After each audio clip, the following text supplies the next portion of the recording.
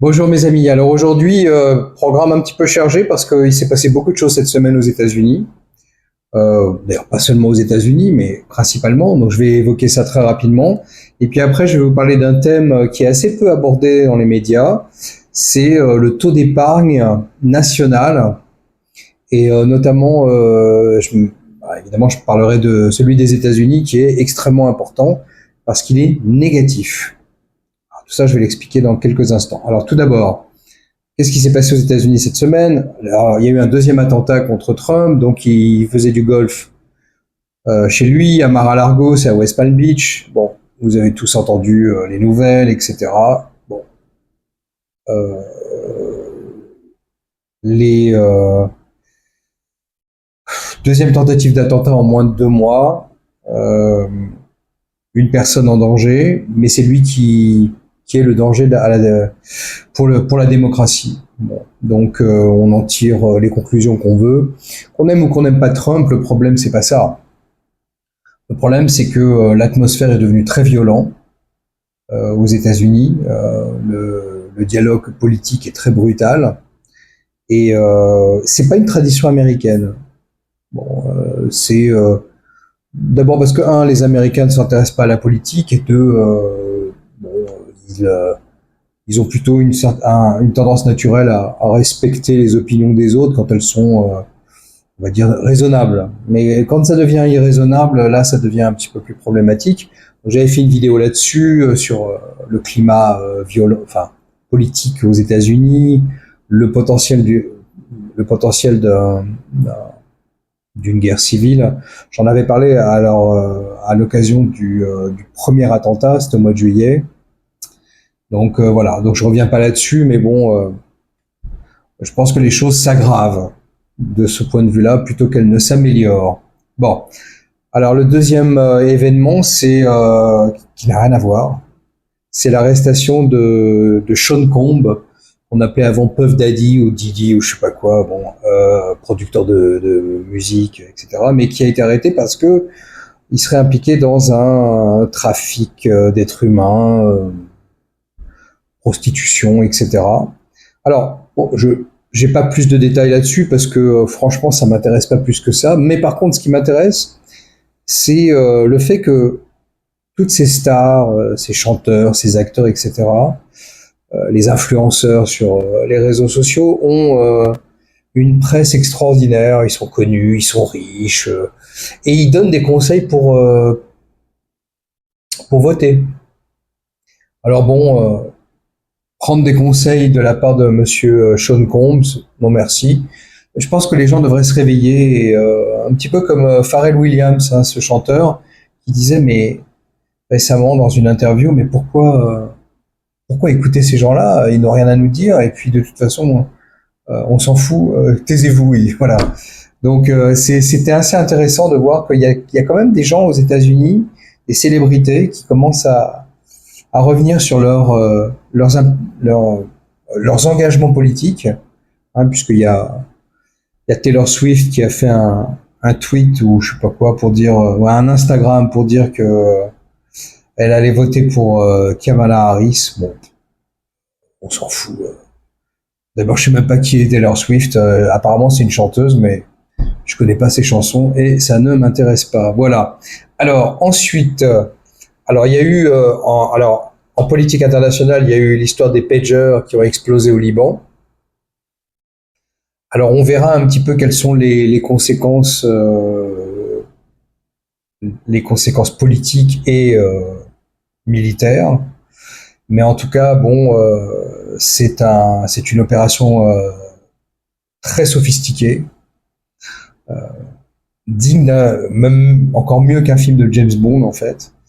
Et alors, est-ce que les autorités américaines n'ont pas trop euh, communiqué là-dessus? Apparemment, elles ont simplement dit que c'était quelque chose d'assez impressionnant. Mais bon, on ne sait pas si enfin, si les services secrets américains ont été impliqués ou pas. On ne sait pas grand-chose à part ce que la presse donne, qui est, je dirais, assez détaillé pour poser des questions d'ailleurs, parce que une opération comme ça devrait être gardée secrète. même encore aujourd'hui. Et on a beaucoup de détails, une société en Hongrie. Bon, je sais pas. J'avoue que j'ai beaucoup de doutes sur les détails fournis officiellement. Bon, on verra, peut-être on verra plus clair dans quelques temps. Alors, et la dernière nouvelle, bon, c'est la baisse massive de 0,50% des taux directeurs de la Federal Reserve. Bon, on avait prévu 0,25, ils ont fait 2 fois plus. Alors j'avais fait une vidéo où j'avais indiqué que si c'était le cas, enfin, cette baisse aurait pour but d'avantager Kamala Harris, donc les démocrates. Mais on va voir que c'est peut-être une épée à double tranchant. Bon, on verra. Je vais expliquer ça juste après. Donc maintenant, je vais parler du taux d'épargne négatif des USA. Et alors, qu'est-ce que c'est qu'un taux d'épargne national d'abord? Alors, c'est en fait la somme de l'épargne privée et publique. Et elle se calcule ainsi. Donc, on prend les revenus, tous les revenus, que ce soit des particuliers, des entreprises et de l'État. Hein. Les revenus de l'État, ce sont principalement les taxes, les impôts, moins la consommation. Voilà. Et on a l'épargne. Voilà. Donc, revenu moins consommation égale épargne. Donc, c'est une équation assez simple. Et en fait, l'épargne est négative si la consommation est plus élevée que les revenus. Et c'est ce qui se passe depuis un certain temps. C'est ce qui prouve d'ailleurs qu'il y a une économie qui est plutôt qui se tient plutôt bien aux États-Unis, parce que la consommation est très forte. Alors, quelles sont les causes? Alors, justement, je viens de te dire, une forte consommation, hein, il faut pas oublier que la consommation est le moteur principal de l'économie. Ensuite, c'est le coût de la consommation qui augmente à cause de l'inflation. Quand vous devez payer quelque chose plus cher aujourd'hui qu'il y a 2-3 ans, bien la consommation augmente. Pas en quantité, mais en coût, en valeur ou en prix. Et donc c'est ce qui maintient donc un niveau de consommation équivalent à la période pré-inflationniste. Donc en fait, on puise dans l'épargne pour maintenir ce niveau de consommation pré-inflationniste. Puisque les revenus ne suivent pas forcément l'inflation, donc les ménages, les consommateurs en général, puisent dans leur épargne. Donc c'est assez simple à comprendre ça aussi. Et donc, j'en viens à mon troisième point. Si l'épargne est épuisée, hein, souvenez-vous de l'équation, revenu moins consommation égale épargne. Si l'épargne est épuisée, et que la consommation augmente, on a toujours un taux d'épargne qui est négatif. Alors justement, on avait un excédent d'épargne au moment du Covid, mais c'était logique, parce que tout simplement le gouvernement avait tout fermé, et donc on ne pouvait plus consommer comme on voulait. On n'a pas pu voyager, on n'a pas pu consommer, on n'a pas pu... il y a plein de choses qu'on n'a pas pu faire. Donc l'épargne s'accumulait, puisque la consommation diminuait, et les revenus étaient stagnants, puisqu'on continuait à payer les gens à rester chez eux, ou alors on leur donnait des primes. Hein, on a donné plusieurs primes aux gens, enfin sous la forme de chèques que le gouvernement envoyait aux gens. Donc tout ça, ça a gonflé l'épargne, tout en limitant la consommation à cause des confinements et des restrictions. Donc ces excédents d'épargne ont été épuisés par la suite à cause de l'inflation qui a rogné sur l'épargne, puisque encore une fois, on payait plus cher un bien, donc il fallait bien trouver l'argent là où il est, et donc on appuie dans l'épargne puisque les revenus n'ont pas augmenté de façon corrélative. Voilà.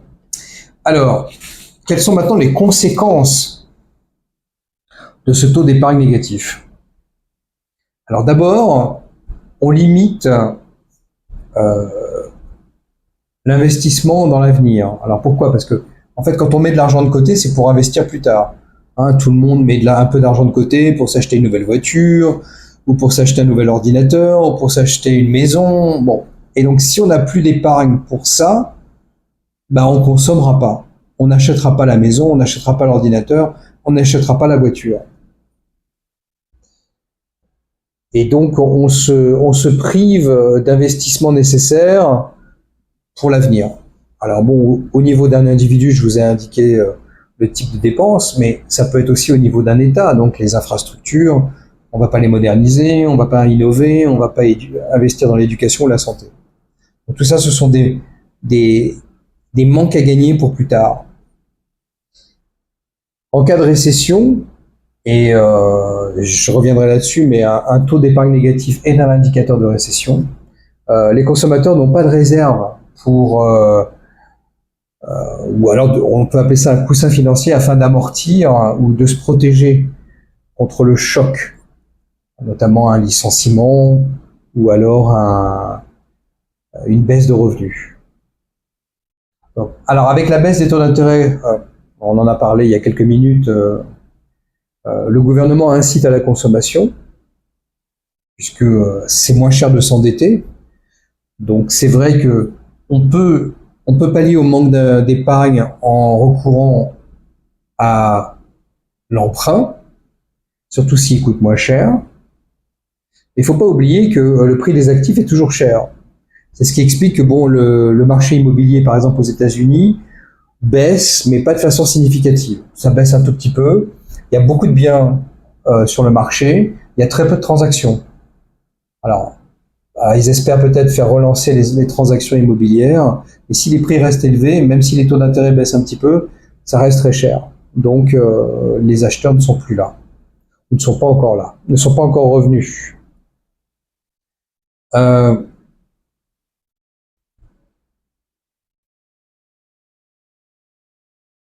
Une baisse des taux d'intérêt donc va relancer l'inflation. Alors ça, je l'avais expliqué dans ma vidéo sur l'inflation. Pourquoi? Parce que on va augmenter la masse monétaire, donc la quantité d'argent disponible. Et comme on le sait, l'inflation, c'est quoi?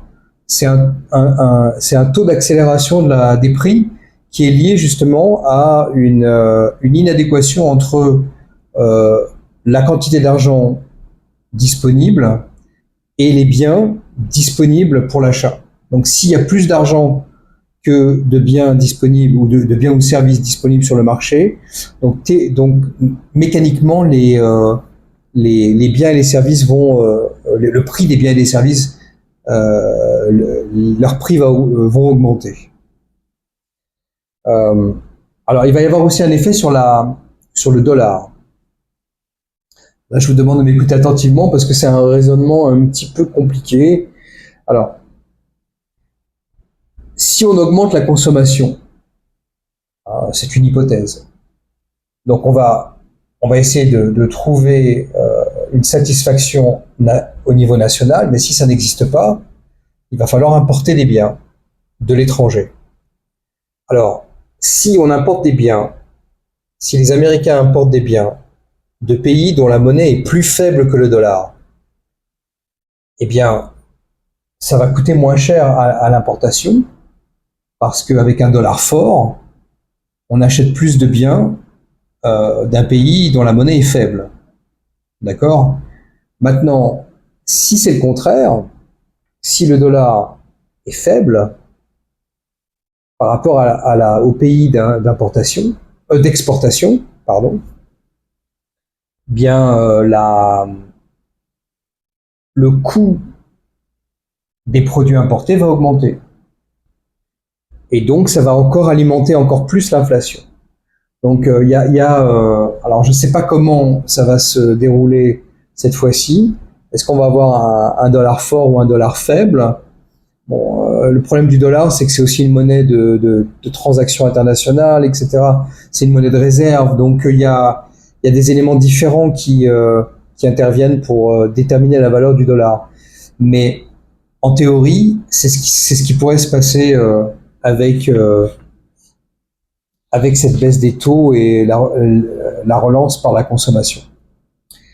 Alors en conclusion, on voit bien que la baisse des taux d'intérêt vont avantager les emprunteurs, notamment l'État, on va pouvoir emprunter moins cher. Donc les taux d'intérêt baissent, donc le coût des prêts baisse aussi. D'ailleurs, on voit que la bourse américaine en a profité. Les boursiers adorent l'augmentation de la masse monétaire parce que ça veut dire aussi que les entreprises vont pouvoir emprunter moins cher. Donc, beaucoup d'entreprises dites de croissance ont vu leur cotation augmenter sérieusement aujourd'hui. Mais le problème, comme je l'ai dit, c'est que l'augmentation de la masse monétaire peut entraîner une inflation plus forte et aussi potentiellement une baisse de la valeur du dollar. Donc un dollar plus faible. Alors si l'Amérique était un pays exportateur, ce serait formidable pour les exportations américaines. Et comme c'est un pays qui est importateur net, bon, ça va coûter plus cher. Donc ça va encore plus alimenter, comme je vous l'ai dit tout à l'heure, l'inflation. Alors, si une récession devait arriver dans les prochains mois, elle risque d'être au début maîtrisée, parce que la Fed continuera de baisser ses taux d'intérêt, donc favoriser l'emprunt et la consommation. Mais ça peut vite déraper si il n'y a pas de déflation, justement de baisse des prix. Parce que si les prix restent toujours aussi chers, les consommateurs, même avec un taux d'intérêt plus bas, ne vont pas payer, ne vont pas acheter.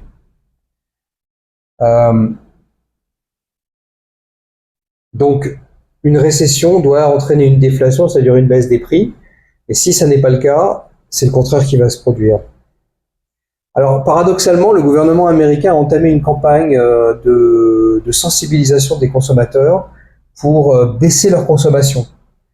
Donc, alors, peut-être pour les engager à épargner plus, mais le problème, c'est que donc si cette baisse des taux profite plus aux entreprises et au gouvernement, ça veut dire que la dette publique et la dette des entreprises, ces dettes-là vont augmenter. Et comme c'est les consommateurs qui sont les contribuables, donc qui vont finir par payer les dettes, en tout cas publiques, c'est un peu un cercle infernal. Donc voilà où nous en sommes aujourd'hui. J'espère que, alors je ne sais pas, j'ai pas de boule de cristal, je peux pas vous dire ce qui va se passer, mais en tout cas il faut garder un œil sur la consommation, sur l'épargne et sur les taux d'intérêt parce que tout ça est lié. À bientôt mes amis, bonne semaine.